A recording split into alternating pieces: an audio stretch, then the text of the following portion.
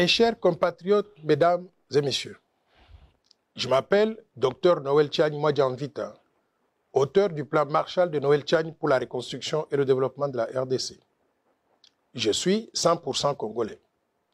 La RDC est la terre de mes parents, grands-parents et arrière-grands-parents du côté de mon père et de ma mère. La RDC a payé pour mes études primaires, secondaires et aussi universitaires. Je dois tout à mon pays et au peuple congolais. Ma connexion et ma loyauté à la République démocratique du Congo sont très fortes, totales, inconditionnelles et indiscutables. La terre de nos ancêtres, elle est sacrée. Je vous invite tous à protéger notre terre, qui est notre patrimoine commun, et à défendre l'intégrité du territoire et la souveraineté nationale, quelles que soient les conditions et quel que soit le moment. Car cette terre, c'est la seule dont nous sommes propriétaires à 100% et que personne ne doit nous l'arracher sous quelque subterfuge que ce soit. Je voudrais renouveler ma proposition du plan Marshall de Noël Tchani pour la reconstruction et le développement de la RDC comme étant la vision globale du développement pour pacifier tout le pays, lutter contre les antivaleurs, promouvoir la bonne gouvernance, développer le capital humain, promouvoir l'autosuffisance alimentaire, créer des infrastructures de base, industrialiser et diversifier l'économie nationale, promouvoir un système financier moderne et robuste, restructurer la Banque centrale du Congo en une véritable autorité monétaire et de régulation et doter le pays d'une monnaie nationale crédible tout en mettant fin à la dollarisation de l'économie nationale. La finalité du plan Marshall de Noël Tchani pour la reconstruction et le développement de la RDC, c'est de développer le pays et aussi d'éliminer la pauvreté dans laquelle croupit notre population actuellement. Le coût total du plan Marshall de Noël Tchani pour la reconstruction et le développement de la RDC est estimé à 1000 milliards de dollars sur 15 ans pour faire progresser le produit intérieur brut par habitant de 450 dollars aujourd'hui à 15 000 dollars au moins en 15 ans, tout en créant au passage des emplois et en améliorant les conditions de vie de tous nos citoyens. Ceci est tout à fait possible car je suis convaincu que l'impossible n'est pas congolais. Mais nous ne pourrons pas réaliser ce rêve si la RDC arrivait à perdre sa souveraineté. C'est pour cela que nous devons nous battre pour protéger la souveraineté nationale, étant donné que le destin de notre pays se trouve dans les mains de ses filles et de ses fils que nous sommes. Pour préserver la souveraineté nationale, je propose que la fonction de président de la République démocratique du Congo soit réservée aux Congolais nés de mère et père congolais.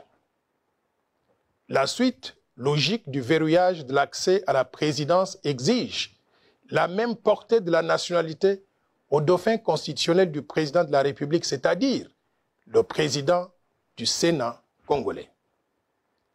Le verrouillage doit aussi couvrir quelques postes de souveraineté nationale, qui sont le président de l'Assemblée nationale, le haut commandement militaire, le haut commandement du commissariat général de la police nationale, le directeur général des migrations, connu communément comme étant la DGM, l'administrateur général de l'Agence nationale des renseignements, connu comme étant l'ANER, les hauts magistrats de la République, le Premier ministre et les ministres régaliens, c'est-à-dire les affaires étrangères, l'intérieur, la défense, la justice et les finances.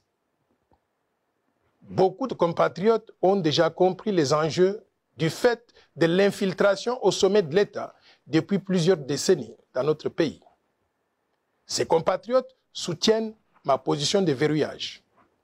Mais comme il faut s'y attendre dans une démocratie naissante, quelques compatriotes s'y opposent en avançant comme argument, d'une part, que la loi proposée serait discriminatoire parce qu'elle écarterait une partie des Congolais et certains candidats potentiels aux élections de 2023.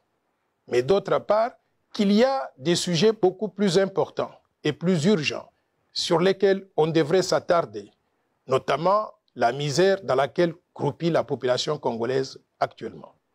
C'est pour faire face à ces questions de pauvreté et de misère que j'ai proposé le plan Marshall, dont je venais de vous parler tout à l'heure. Chers compatriotes, mesdames et messieurs, ma proposition de verrouiller l'accès à la présidence de la RDC et aux fonctions très sensibles est importante. Pourquoi? Parce qu'elle porte sur un aspect crucial de la vie de notre pays, l'accession aux plus hautes fonctions de souveraineté nationale. Ma proposition de loi ne porte pas sur les conditions d'acquisition de la nationalité congolaise ou sur les modifications de ces conditions d'acquisition de la nationalité congolaise. Ma proposition ne changerait donc rien quant à la nationalité de ceux qui sont déjà congolais actuellement. Je voudrais vous parler d'un article important de la Constitution qui parle de ces questions de nationalité. C'est l'article 10 de la Constitution de la République qui est très clair au sujet des conditions d'acquisition de la nationalité congolaise. Cet article stipule ce qui suit. La nationalité congolaise est une et exclusive. Elle ne peut être détenue concurremment avec aucune autre. La nationalité congolaise est soit d'origine, soit d'acquisition individuelle. Est congolais d'origine toute personne appartenant aux groupes ethniques dont les personnes et le territoire constituaient ce qui est devenu le Congo, c'est-à-dire actuellement la République démocratique du Congo au moment de l'indépendance le 30 juin 1960. Il y a une loi organique qui détermine les conditions de reconnaissance, d'acquisition, de perte et de recouvrement de la nationalité congolaise.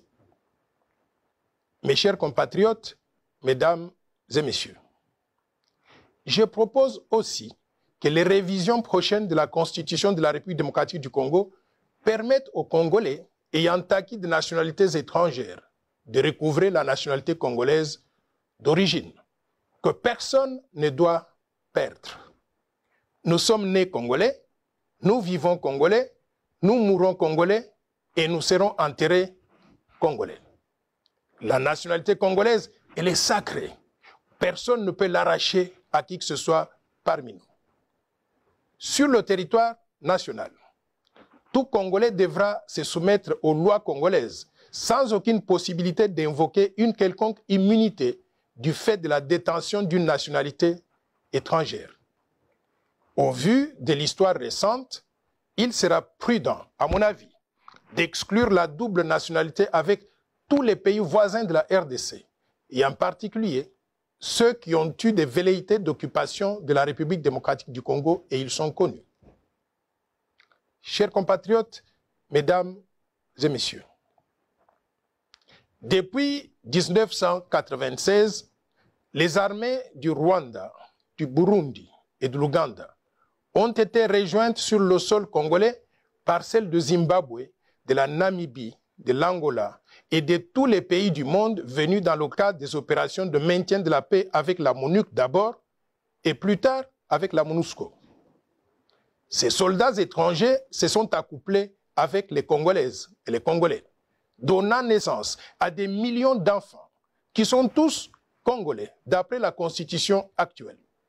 Nous acceptons tous ces enfants comme Congolais et ils ont droit à tout dans notre pays. Sauf que, pour des raisons de souveraineté nationale, nous devons restreindre l'accès à la présidence de la RDC et aux fonctions de souveraineté nationale en les réservant exclusivement aux Congolais nés de mère et de père eux-mêmes congolais. Ceci éviterait l'infiltration au sommet de l'État à travers des compatriotes qui auraient de loyauté partagée entre la République démocratique du Congo et d'autres pays étrangers. Chers compatriotes, mesdames et messieurs, ma proposition de verrouillage porte essentiellement sur les conditions d'accès à la fonction de président de la République démocratique du Congo, c'est-à-dire sur les critères qui doivent être remplis pour être candidat au poste de président de la République. Pour le moment, ces critères sont définis par l'article 72 de la Constitution de la République démocratique du Congo qui stipule ce qui suit. Nul ne peut être candidat à l'élection du président de la République s'il ne remplit pas les conditions ci-après. 1. posséder la nationalité congolaise d'origine. 2. Être âgé de 30 ans au moins. Et 3. Jouir de la plénitude de ses droits civils et politiques. Et 4. Ne pas se trouver dans un des cas d'exclusion prévus par la loi électorale. Il convient de souligner que ma proposition de verrouillage vient apporter une condition supplémentaire, un critère additionnel, qui est de limiter l'accès à la présidence de la République démocratique du Congo aux Congolais nés de mères et de pères eux-mêmes congolais.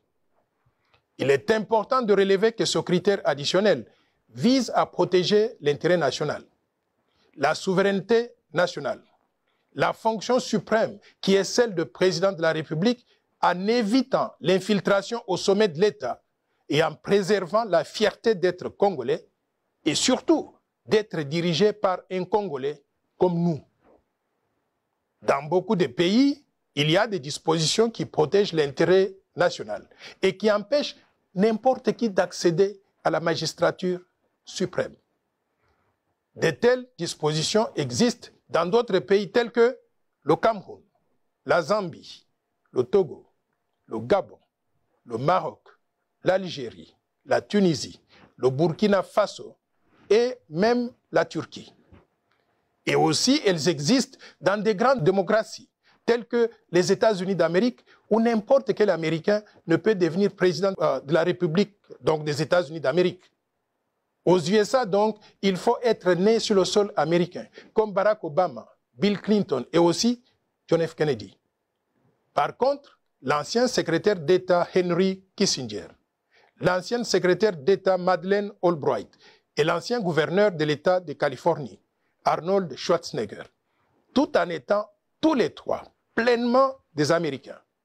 Ils ne peuvent prétendre à la fonction de président des États-Unis d'Amérique. Pourquoi? Parce qu'ils ne remplissent pas un des critères d'éligibilité, c'est-à-dire d'être nés sur le sol américain. Et pourtant, ce sont des personnalités très brillantes. Vous connaissez tous Henry Kissinger. C'était l'un des secrétaires d'État américains les plus distingués. Mais il ne peut pas accéder à cette fonction à cause de cette limitation. Je tiens à préciser que ma proposition de loi est impersonnelle. Elle ne vise aucun individu, étant donné qu'à ce jour, personne n'a déclaré sa candidature à la présidence de la République lors des élections de 2023. Ma proposition n'est pas discriminatoire. Pourquoi? Parce que dans tous les pays du monde, il y a des critères d'éligibilité. Ces critères sont déterminés et discutés à l'avance. Et dès qu'ils sont adoptés par le Parlement et promulgués par le président de la République, ces critères s'appliquent à tout le monde, sans distinction, sans exception et sans discrimination. C'est ainsi que, dans la plupart des pays, il y a par exemple le critère de l'âge. En France, par exemple, pour être candidat au poste de président de la République française, il faut avoir au minimum 18 ans. Par contre, en République démocratique du Congo, on exige du candidat à la présidence de la République démocratique du Congo 30 ans d'âge au moins. Est-ce qu'on peut dire dans ce cas qu'il y a discrimination par rapport aux Congolais qui n'ont pas encore 30 ans d'âge? La réponse est non. C'est un critère qui a été accepté par tout le monde et qui va s'appliquer à tout le monde aussi. Il convient de noter qu'en République démocratique du Congo, les conditions prévues par la Constitution sont complétées par des critères opérationnels, prévus par la loi électorale numéro 17/013 du 24 décembre 2017, modifiant et complétant la loi électorale numéro 06/006 du 9 mars 2006, portant organisation des élections présidentielles, législatives, provinciales, urbaines, municipales et locales, telles que modifiées à ce jour. C'est cette loi qui détermine, par exemple, le montant de la caution à déposer par tout candidat aux élections présidentielles. Mes chers compatriotes, mesdames et messieurs, est-ce que ma proposition de loi est opportune en ce moment précis? La réponse est oui. Lorsque la souveraineté du pays est menacée, il n'y a pas meilleur moment que d'agir immédiatement. Car si le risque identifié d'infiltration au sommet de l'État se matérialise, ce sera trop tard pour sauver notre pays. Le timing de ma proposition de verrouillage coïncide aussi avec les réformes proposées par d'autres organisations de la société civile ou même des partis politiques, tels que la CENCO, qui a présenté la feuille de route des réformes qui toucheraient à la CENI, la loi électorale et aussi la Constitution. Il y a aussi les idées de Martin Fayoulou, qui propose une CENI à présidence tournante. Il est donc opportun de recenser toutes les propositions de réformes institutionnelles, y inclut celle de verrouillage que je porte, afin d'opérer les révisions nécessaires à la CENI, la loi électorale et aussi la Constitution, une fois pour toutes, afin de baliser le terrain pour les élections apaisées en 2023, mais aussi au-delà. Mes chers compatriotes, mesdames et messieurs, je vous invite tous à participer à ce débat d'idées, de façon civilisée et patriotique, sans insulte ni dénigrement, dans le respect de la dignité de chacun, pour contribuer à un climat de paix et d'élections apaisées dans notre pays. Si ma proposition de loi est adoptée, la RDC ne prendrait plus de risque de donner la magistrature suprême et d'autres fonctions de souveraineté à des personnes dont le cœur, le sang, l'allégeance et la loyauté seraient ailleurs à défaut du corps physique dans notre pays. En démocratie, c'est la majorité qui gouverne. Les Congolais nés de mères et pères congolais étant les plus nombreux, il est normal et logique qu'ils aient l'exclusivité de la présidence du pays et les fonctions essentielles de souveraineté pour que nous puissions protéger ensemble notre fierté d'être Congolais, mais également notre souveraineté nationale. Pour terminer, je vous rappelle que tous les Congolais sont égaux. Ils sont les mêmes. Il n'y a pas un seul individu qui soit moins ou plus important que d'autres dans notre pays. Nous sommes des frères et sœurs. Nous devons rester unis et inséparables. Faisons l'essentiel pour protéger notre patrimoine commun tout en le préservant pour les générations futures. Vive la République démocratique du Congo. Vive le vaillant peuple congolais. Je vous remercie.